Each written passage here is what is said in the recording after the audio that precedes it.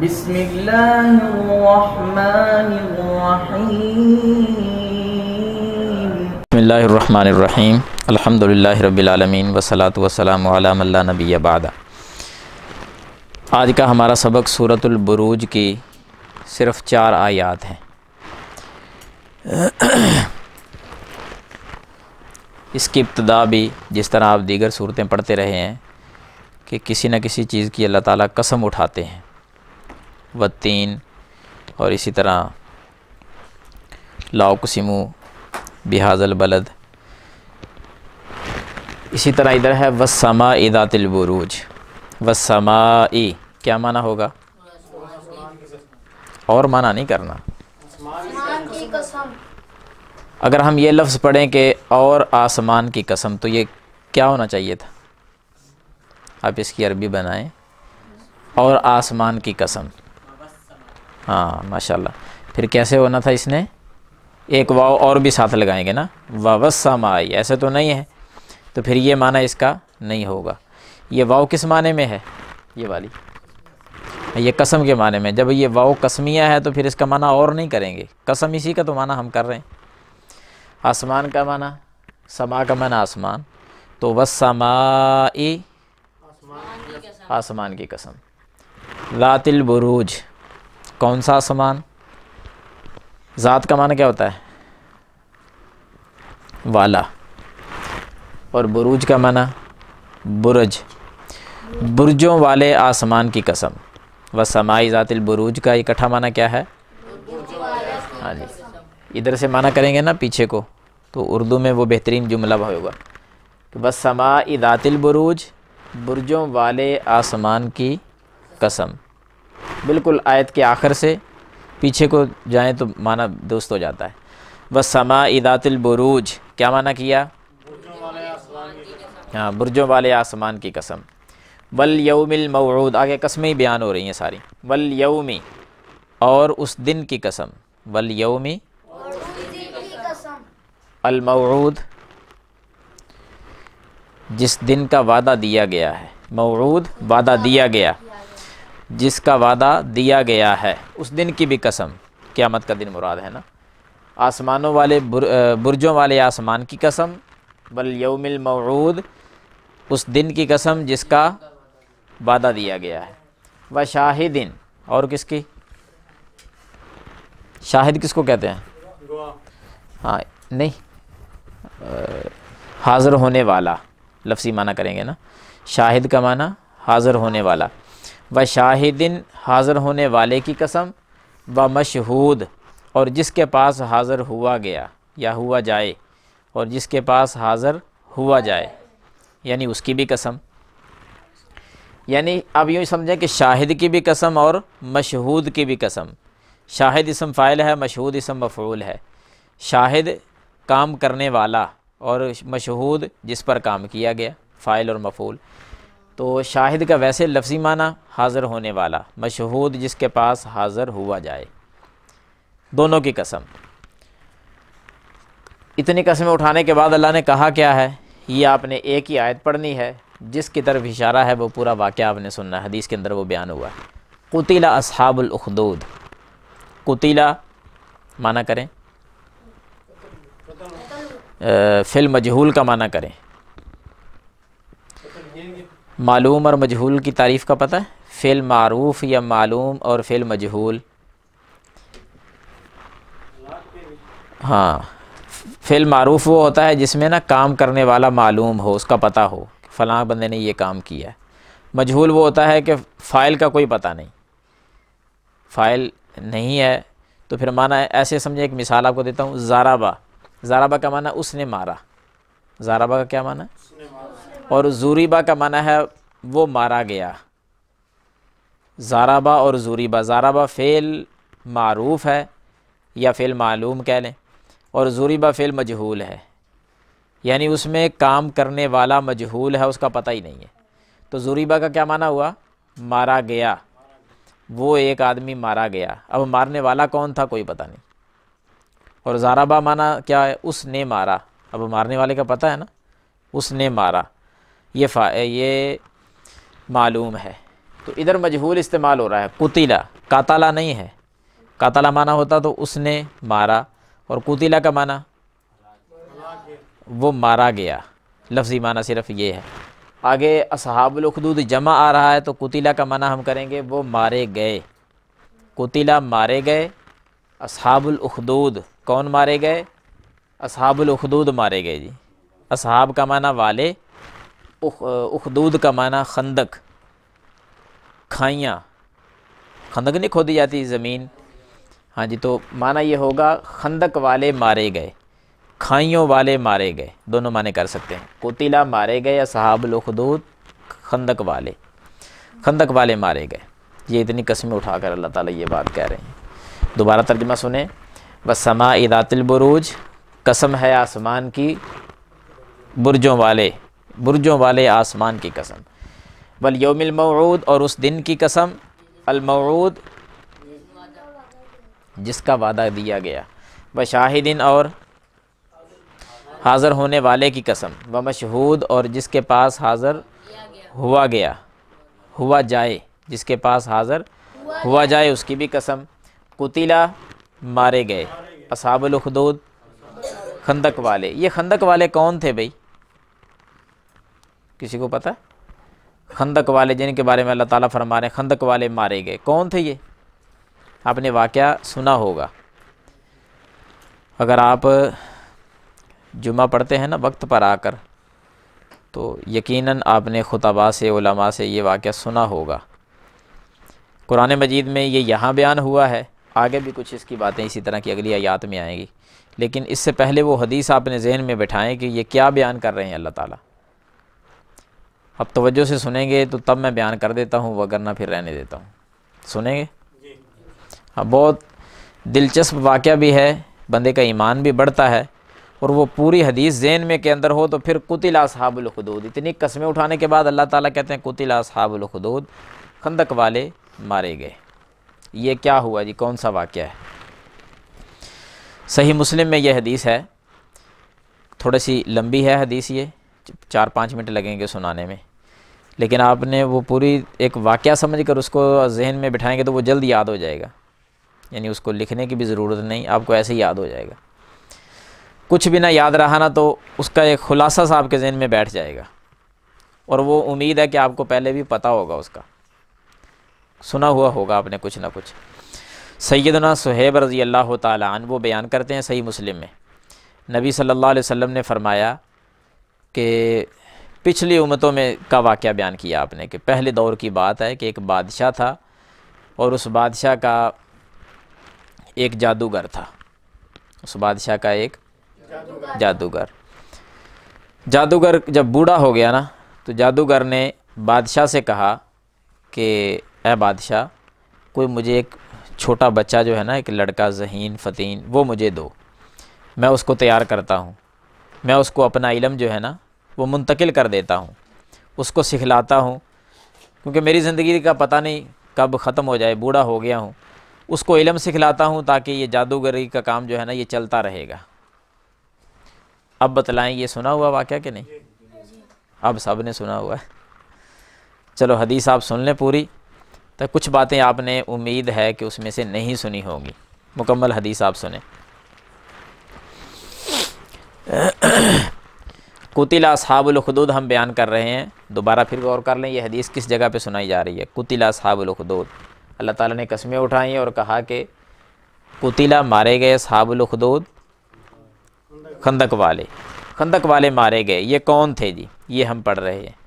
سیدنا صہیب رضی اللہ تعالیٰ عنہ بیان کرتے ہیں، نبی علیہ السلام نے پہلی امتوں کا ایک واقعہ سنایا کہ پہلے دور کی بات ہے، ایک بادشاہ تھا اور اس کا ایک جادوگر تھا۔ جادوگر جب بوڑھا ہوا تو اس نے بادشاہ سے کہا کہ مجھے ایک بچہ دو، اس کو میں جادو سکھلاؤں تاکہ بعد میں وہ کام آتا رہے۔ بادشاہ نے ایک بچہ تلاش کیا اور اس کو دیا کہ اس کو جادو سکھلا دو۔ وہ گھر سے بچہ روزانہ جادو سیکھنے کے لیے بادشاہ کے اس جادوگر کے پاس جاتا۔ اتفاقاً ایک دن ایسا ہوا کہ راستے میں دیکھا کہ ایک راہب آدمی بیٹھا ہوا ہے، اس دور کا نیک آدمی، اللہ کے دین کو سمجھنے والا، وہ بیٹھا ہوا ہے۔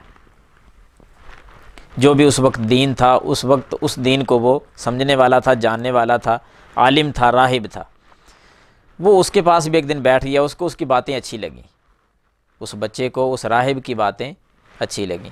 اب آپ نے نا دو باتیں ذہن میں بٹھانی ہے، ایک جادوگر ہے اور ایک راہب ہے، اور تیسرا بچہ ہے سیکھنے والا۔ اب وہ روزانہ نا آتے بھی اور جاتے ہوئے بھی اس راہب کے پاس تھوڑی دیر بیٹھا کرے۔ اصل میں سیکھتا کیا تھا وہ؟ جادو۔ اور راستے میں جب جا رہا ہوتا اس وقت بھی بیٹھتا اس کے پاس، جب گھر واپس آتا تو اس وقت بھی راہب کے پاس تھوڑی دیر بیٹھ جاتا، اس کی باتیں اس کو اچھی لگنے لگی، ادھر سے بھی سیکھنے لگ گیا۔ اب وہ بچہ جادو بھی سیکھ رہا ہے اور اللہ کا دین بھی سیکھ رہا ہے، دونوں چیزیں ہی۔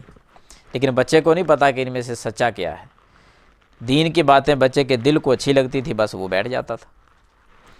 کچھ لیٹ بھی ہو جاتا، جب لیٹ ہو جاتا تو آپ کو پتہ ہے کہ جادوگر بھی سزا دیتا، گھر جاتا تو گھر بھی لیٹ جاتا تو گھر والے بھی سختی کرتے کہ تو لیٹ کیوں آیا ہے۔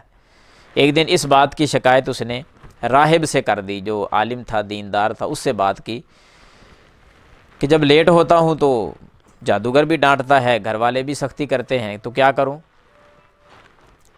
تو راہب نے اس کو ایک طریقہ سکھلایا کہ جب جادوگر کے پاس جاؤ تو اس کو کہا کرو کہ مجھے گھر والوں نے لیٹ کر دیا ہے، میرا نہیں بتلانا کسی کو۔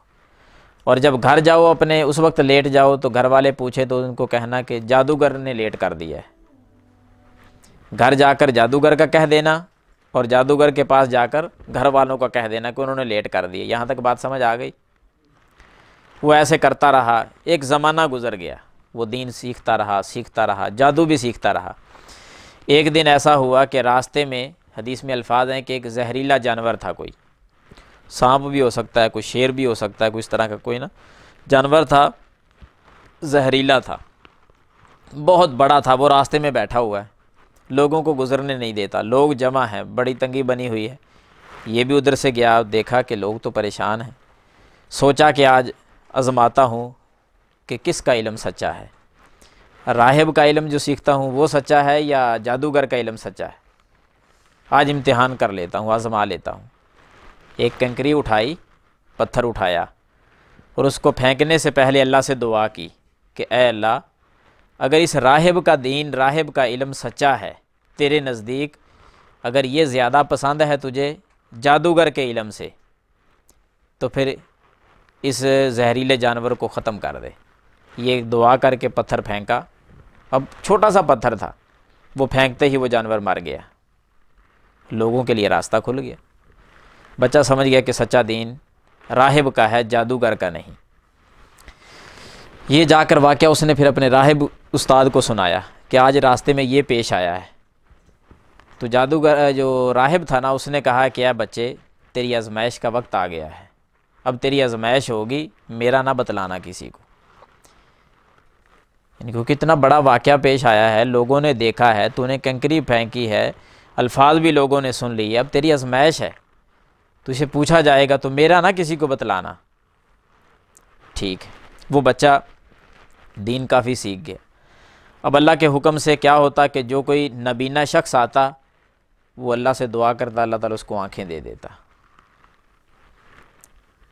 کوئی کوڑ والی بیماری ہوتی ہے نا، یہ جلد گل جاتی ہے ساری، یہ جسم کا حصہ جو ہے نا خارش جس طرح ہوتی ہے، اس کو کوڑ کی بیماری کہتے ہیں۔ یعنی اتنی سخت شدید بیمار بھی کوئی آتا تو اللہ کے حکم سے وہ بھی ٹھیک ہو جاتا۔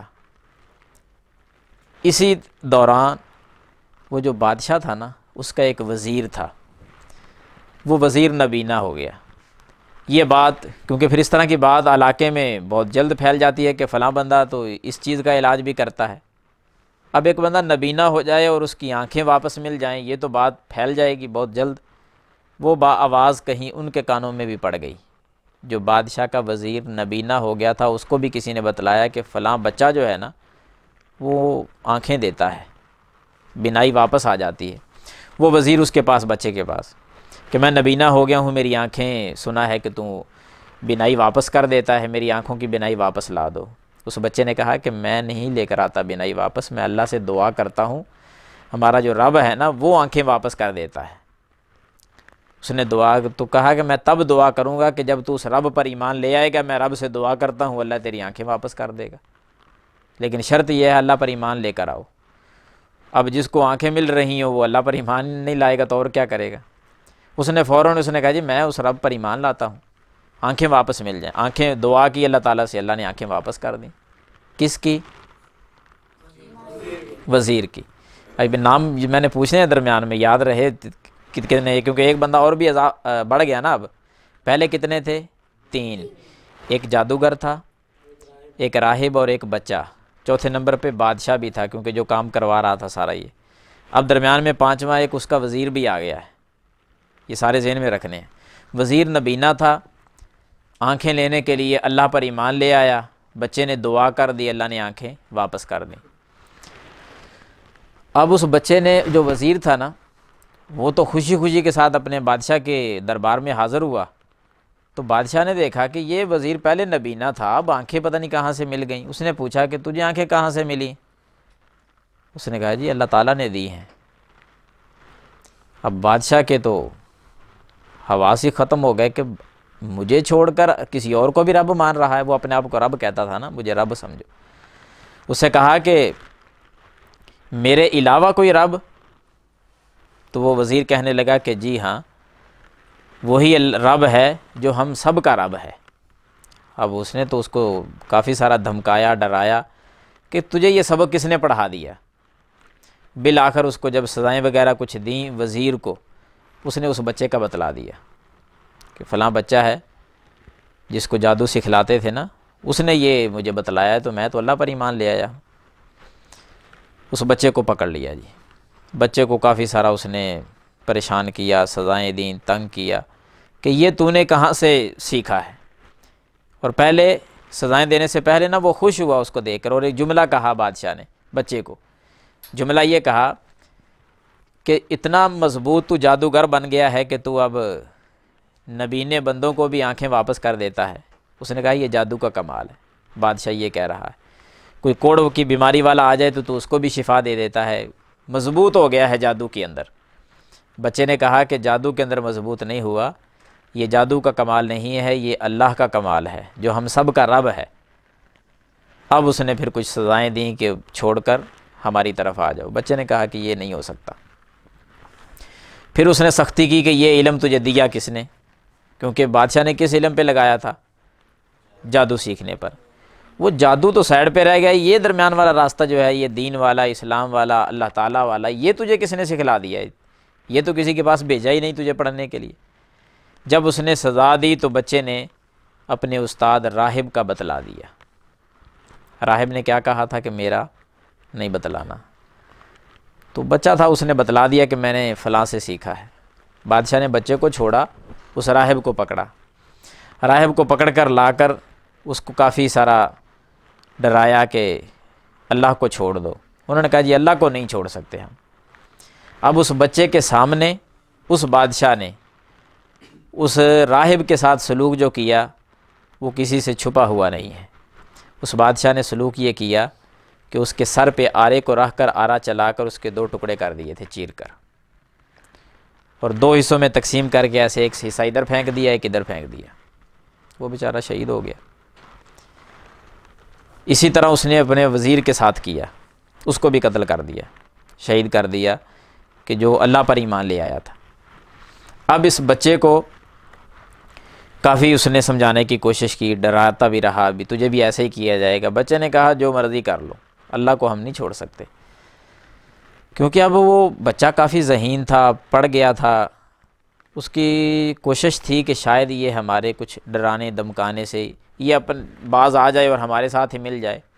اس نے اپنے کچھ بندے بلائے، بادشاہ نے، آگے معروف واقعہ آپ نے سنا ہوا ہے، کہ کچھ بندوں کے حوالے کیا کہ جاؤ اس بچے کو لے جاؤ اور پہاڑ پہ چڑھ جاؤ۔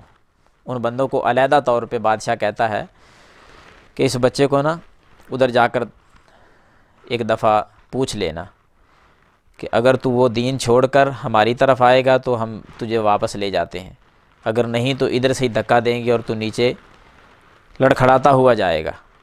اور پہاڑ سے اوپر، اتنی بلندیوں والا پہاڑ، بندہ ویسے مر جائے گا نیچے آتا ہوا، دھکا دے دینا اوپر سے، اگر مان جائے ٹھیک، نہ مانے تو بادشاہ نے کہا دھکا دے دینا۔